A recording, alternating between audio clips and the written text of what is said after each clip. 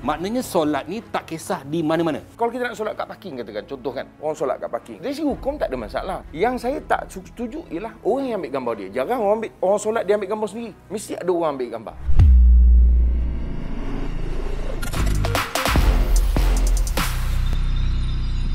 Assalamualaikum warahmatullahi wabarakatuh dan salam sejahtera bagi mereka yang bukan Islam yang menonton Sembang Viral 7.30 di TV9. Pantas padu padat, pendek aja 10 minit.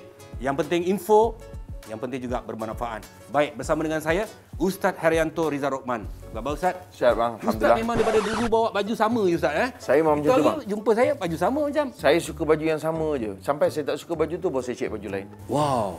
Setuju. Solat ni semua orang tahu solat tu macam mana apa semua kan. Solat ni memang menjadi kemestian. Kalau kita buat amalan-amalan yang lain, solat tak dibuat, maknanya dia akan ada kekurangan. Amalan-amalan yang lain tidak akan dipakai kerana solat itu adalah tiang. Sebenarnya definisi solat ni dalam Islam tu macam mana Ustaz? Pertama bang, tahniah kerana guna perkataan solat. Sebab selalu orang guna semayang. Saya tak kata semayang tu salah, itu terma dalam bahasa Melayu. Tapi lebih tepat solat. Kerana solat ni dia ada makna. Dimulakan dengan takbir sampai diakhirkan dengan salam. Itu dari segi dia punya istilah.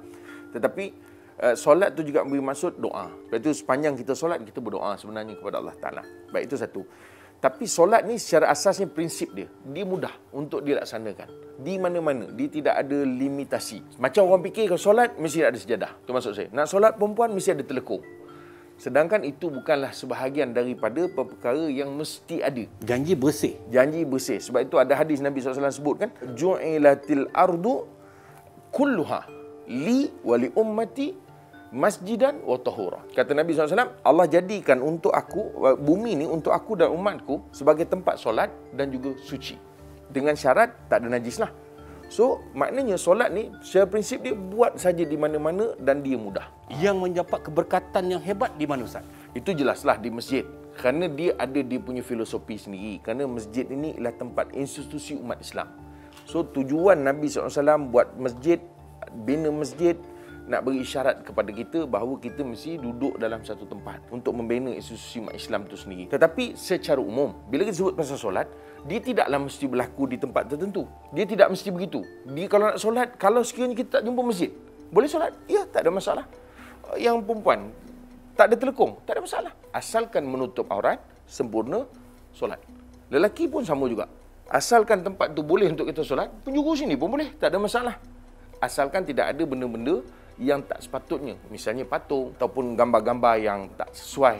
Misal kata gambar-gambar yang berbentuk kepercayaan. Itu tak sesuai. Maka itu tak sepatutnya berada di situ. Itu maksud dia. Kita tengah berbincang dengan solat di mana-mana. Solat di mana-mana dan solat ni sebenarnya di mana-mana tetapi waktunya macam mana Ustaz? Sebab itu dalam hadis tadi tu bang, yang saya baca tu, sambungan dia kata Nabi SAW, bagaimanapun engkau dapati waktu solat. Maksudnya ketika engkau berada di situ dan waktu solat dah masuk, maka solat. Kita sebut ni tadi, kalau dia ada ketika itu ruang untuk melaksanakannya.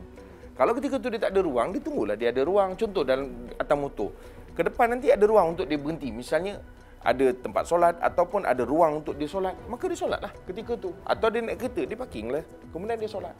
Itu kaedah dia. Atau kalau kapal terbang, dia solatlah dalam kapal terbang tu. Tak payahlah dia suruh kapal terbang tu turun pula. Ataupun dia buka pintu pergi naik atas nak cari atas kapal terbang tu nak solat. Atau dia je yang turun.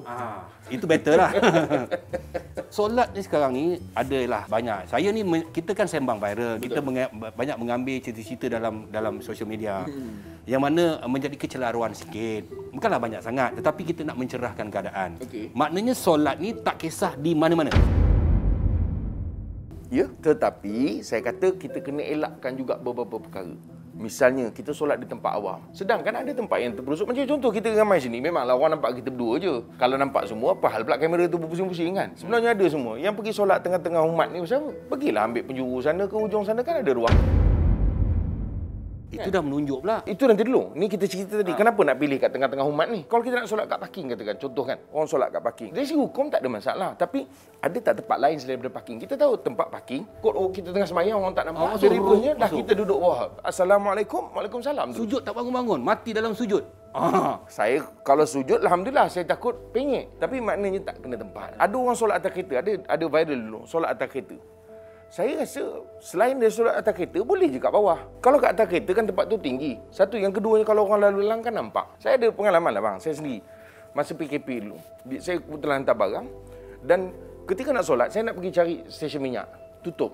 Jadi saya nak tengokkan kiblat tu tak nampak. Jadi apa cara dia? Sebab itu dalam masjid ada mihrab. Mihrab tujuannya untuk kiblat. So apa saya buat? Saya pergi dekat dengan masjid, ada kawasan lapang. Saya cover dengan kereta saya supaya orang tak nampak saya sembahyang. Tujuannya apa? Saya tak nak keadaan saya solat tu menyebabkan mata orang memandang dan orang mentafsir macam-macam. Maknanya carilah ruang seminimum mungkin untuk elakkan orang memikir benda-benda yang lain daripada itu, yang boleh timbulkan macam-macam pentafsiran. Hukum satu perkara, kita kena ingat, hukum ia harus, tetapi tidak semua hukum harus kau boleh lakukan begitu saja. Mesti dilakukan mengikut kesesuaian. Mentang-mentang harus solat kat tangga, solat di mana-mana boleh. Di tangga boleh. Betul-betul di tangga. Jadi orang tu menyusahkan orang. Itu dah satu dosa dah. Itu satu. Yang kedua, bila orang membuat macam-macam tafsiran, akhirnya kan jadi fitnah. Tapi yang paling best sekarang Ustaz, katakanlah suami dia solat. Dia solat kat tepi tu, dia dah menyorok dah. Dah menyorok dah Ustaz. Dia dah taruh pakai kereta, pakai menyorok. Lepas tu dia ambil telefon. Keluar dalam sosial media. Bang, itulah bang. Saya kata, saya dulu kalau abang ingat, ada berada pengantar makanan kan, yang dulu solat, masa itu memang surau bukan ditutup. Tetapi dibuka pada waktu solat saja. Maknanya lepas waktu solat ditutup. Sebab tujuan dia untuk nak mengelakkan masuk, kemudian tak tahu, mungkin ada orang bawa wabak dan sebagainya. Okey, tak apa. Saya respect brother tu. Kenapa? Kerana dia solat. Dan dia solat di masjid, mungkin tujuan nak memudahkan dia, supaya dia boleh tahu kiblat dan sebagainya. Yang saya tak setuju ialah orang yang ambil gambar dia. Jarang orang solat dia ambil gambar sendiri. Mesti ada orang ambil gambar. Okey, mungkin orang ambil gambar nak tunjuk yang bagus. Bagus brother ni. Sibuk hantar makanan tapi solat. Tapi satu sudut yang lain, bila dia solat tu dekat surau, menyebabkan timbul cerita-cerita yang berbagai. Surau tak buka, inilah Islam sudah tertindas sebagainya. Nampak tak bang? Jadi benda tu harus, tetapi akhirnya mendatangkan tafsiran-tafsiran yang ruginya siapa bang? Agama. Nampak tak? Kita kena pandai untuk memilih. Sama ada kita sendiri solat, saya tak kata brother tu salah. Brother tu mungkin dia dah buat dan dia pun tak sangka orang nak ambil gambar dia. Tapi yang tukar rakam tu, walaupun tujuan kita, tak, saya sebenarnya nak bagi tahu brother ni bagus. Tapi ketika tu, kalau kita nampak orang tengah solat tepi jalan Ustaz, cantik punya tempat Ustaz kan. Tiba-tiba kita pun nampaknya, kita pun nak sambung, kita jadi jemaah dia. Boleh ke Ustaz? Padahal ni tepi jalan ni. Solat ni asasnya solat dari mana-mana. Dalam hadis tu Nabi sebut, semua bumi ni Allah jadikan sebagai masjid dan dia bersih. Tetapi kita kena tengok dan sesuaikan. Jangan sampai dengan sebab kita solat tu maka akhirnya timbul tomahan-tomahan. Banyak lagi tempat lain tengah jalan juga kau nak solat. Misalnya, atau kita himpun ramai-ramai dekat highway, berhenti tepi sampai tutup jalan, dipanggil lorong kecemasan. Itu juga mengganggu. Kalau dah tahu orang dah ramai berhenti situ, kita berhentilah tempat lain pula. Di kaedah tu kena betul. Kadang-kadang kita bang, ibadah ni jangan semangat. Dia kena bertenang-tenang, kita buat dengan ilmu. Apabila engkau sesudah engkau tenang, barulah engkau angkat takbir engkau tu kan. Terima kasih Ustaz. Satu pencerahan tentang solat di mana-mana. Kita juga harus menggunakan hukum akal kita. Kerana negara kita Malaysia ini amat mudah untuk kita mencari di mana tempat solat. Kalaulah kita solat di luar, janganlah sampai kita menimbulkan tomahan kepada agama itu sendiri. Jadi jangan sampai orang mengatakan kita ni nak tunjuk riak pula. Jadi kita sebenarnya walaupun kita bersolat, tapi kita kena jaga peradaban kita, kita kena menjaga imej agama kita. Itu yang penting bang. Soal orang nak kata riak itu terpulang. Kadang-kadang mungkin kita solat dah dekat ujung sana, tempat yang tak orang lalu. Tempat tu sesuai tapi orang kata alah nak riak. Solat je lah kat rumah. Sedangkan dia pun tahu nak solat kat rumah masa pun tak cukup. Kalau di keadaan begitu pun orang nak kata, itu pedulikan. Tapi yang jadi masalah kalau tengah-tengah kita live ni datang pula cameraman, dia solat depan ni, ini melampau namanya. Apa pun semoga memberi manfaat kepada anda. Ingat, kalau tak pasti jangan kongsi, jangan kita membuat wakaf dosa. TV9, Sembang Viral, janji happy. Assalamualaikum warahmatullahi wabarakatuh. Salam sejahtera bagi mereka yang bukan Islam yang menonton setiap minggu. Terima kasih Ustaz.